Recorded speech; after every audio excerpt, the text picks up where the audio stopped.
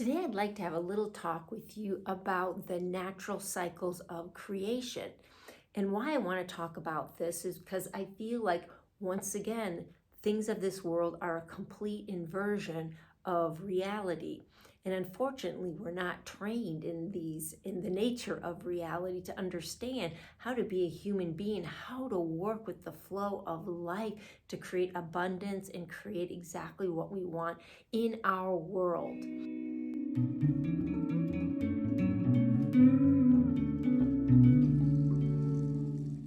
All right, so what I'm going to use for this is the analogy of air, water, earth, and fire.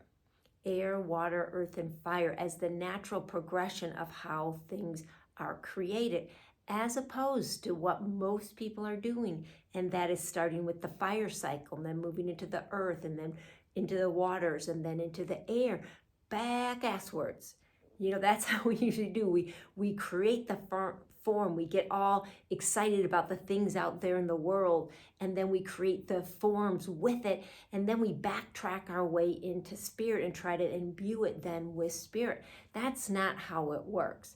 Now, to illustrate the point and why I'm saying that it goes from air to water to earth to fire, I'm going to use the Bible. Now, people that know me know that I never ever quote the Bible, but the first part of Genesis is a beautiful, beautiful poetic example of how this works. So bear with me on this, okay? And let's not get all biblical with me either, because I have not read the whole thing. I have studied for many years different aspects of it in a real spiritual context. But I am no expert. But I am going to use this passage because it's so beautiful. So let's start with the very beginning. In fact, in the beginning, God created the heaven and the earth. All right, so in the very beginning, it says God created heaven and earth, and yet it says, and the earth was without form and void, and darkness was upon the face of the deep. So there was nothing there, yet it was created. So this is the air. This is the air cycle we start with. This, we could say, is the intention. I'd like to say this is the communion, setting the intention and communing with our higher self so we know what that intention is, so it's lined up with the truth of who we are and what needs to come in our world for us. But it first starts out in the void, the creative void, the beautiful velvety darkness of creation, which is a void, yet it's full of potential of everything and anything that our hearts and our souls shall dream up.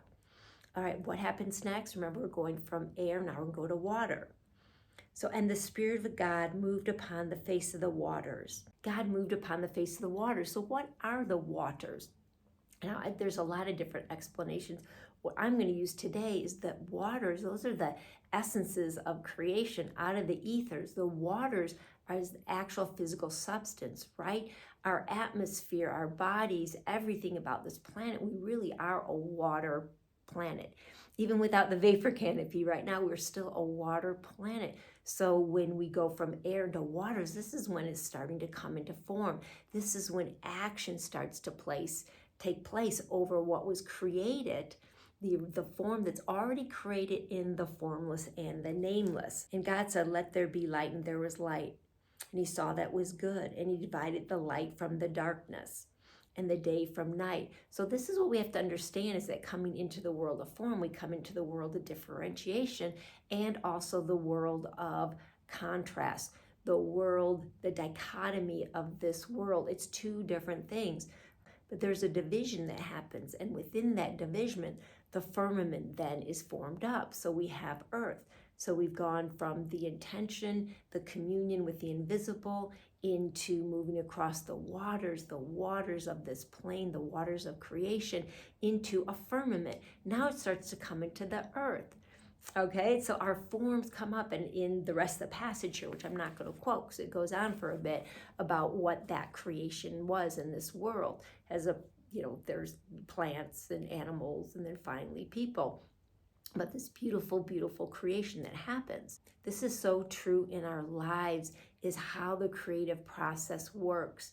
And then once we have it in the earth, and then the fire, then the Spirit of God can move through it and bless it and ignite it, and there it is good. It's done. It's ready for life and vibrancy to be breathed into it. So how does that apply to you and I? Well, what I notice within myself is often I'll get that flipped around because I start to get impatient. I start to get impatient with creation, and I forget how it comes about. I forget that once, say, a cycle is ended, and that may be your old world, your old pattern, and you want to create a new pattern. And we expect that once we do some changes with that new pattern, right, we set the intention, we do some changes, and then boom, it's supposed to come into form. But there's a creative process, there's a creative void that it's got to gestate in. It's got to gestate in for a time. Now, how that time works, I don't know. Sometimes for me, changes happened in a blink of an eye. Other times, changes had to happen over the course of time, many days, many weeks, maybe months, maybe years to change the trajectory of that boat. I can't explain to you why, but I know that that is true. It may have to do with the amount of energies we put in things, how locked up our world is, how much we need to learn from the experience of having it slow down, the creative process slowed down over a period of time, because there's lessons we need to get out of it. And other times we don't need to, and boom, there it is, it's finished. But the point here is when you're starting to create your new world or a new idea or something that you're wanting to give birth into form, and you want the fiery excitement of that new form to be there for you, just remember you've got to go through the right processes, the right channels. For me, the most important part of that process is the initial one where it's air, where it's in the airs, it's in the velvety womb of creation. And that's where we set it. That's where the seed is planted. And we nurture that seed by staying steady with it, by loving it and not demanding it and not trying to push it into the world of form. We allow it to gestate for as long as it needs to. I mean, how often in your life have you felt like, I'm just in like a void, but that void is an uncomfortable place for you because you can't see and you can't know. So it's really uncomfortable, and you want to see and you want to know, and you're not at peace. You're not resting in that. Well, remember now you got a new little paradigm to put in the hopper, is that there's nothing wrong with that rest in the creative void. If in your life nothing much is happening, you feel like, oh my gosh, I want more excitement. I want more stuff going on. I want to start manifesting things, but it's not manifesting. Take that reflection for what it's worth, that it's not time. It's not time for manifestation. Maybe this is time for you to just rest. Maybe it's time for you to just unwind and take care of yourself and to do the work that's going to be necessary so that when things start coming into form, and boy, when that fire hits, that you're in a healthy, good place, whether it's healthy of body, mind, connection to soul, connection to spirit, whatever that is for you. Don't push the cycles. Don't rush them. If you let them play out in their natural timing, they're going to play out perfectly, and they can come into complete fruition. And there can be, sometimes when we push stuff, right, is that we get a little bit of it, but there's something corrupted about it because we were forcing the will of our higher self. I don't want to say the will of God because that can be really misconstrued, but we're forcing the creative cycle. So my advice today is to be honest and look at where you are in your world and know that all good intentions, all your intentions of your heart and soul and your longings, they're all known. They're all been set in the heavens. In fact, they were known before you even thought of them, but there you had to think of them. All right. So there's the intentions going into the ethers. It's going into the great void. Allow it to sit there. When it's ready, you'll know when it's ready to start to form up. You'll start to get the vision will become more and more clear. Things will start to separate out until you have the firmament.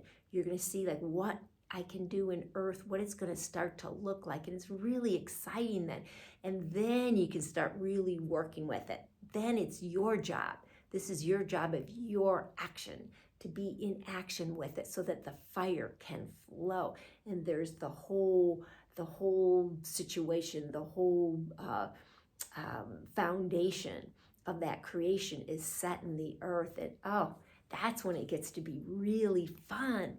And that's when you can really rest in peace with what you created in your life and what's reflecting back with you, because you know what it is, you understand it, and you know that it is right, and you know that it is grounded in the invisible, that it is part of your natural creative process, and you've worked with it. Well, I hope this makes some sense, and I hope that it gives you something to work with, some tools, because my wish, my deepest heartfelt wish for you is that you can get into the flow in your life. You can understand these things, and you don't get disrupted or thrown off base when things aren't informed yet. You know, be patient with the cycle. They're working out in perfect timing. They're taking the perfect amount of time. Maybe we don't understand it. Maybe we don't agree with it, but we have to just know that it is forming up and it's going to happen. I hope this is helpful. This little wisdom drop from Elisa, the Rebel Crone, straight from my heart to your heart. And remember, as always, peace from within. And you know, if you like, well, hit the like button, subscribe, share it with your friends. Share the little message to someone that you think is struggling right now with the creative aspect of their world. Give them something to work with. Give them some understanding that as they're working with the cycles, that all will be well, because all is well. Anyway, that's it for today.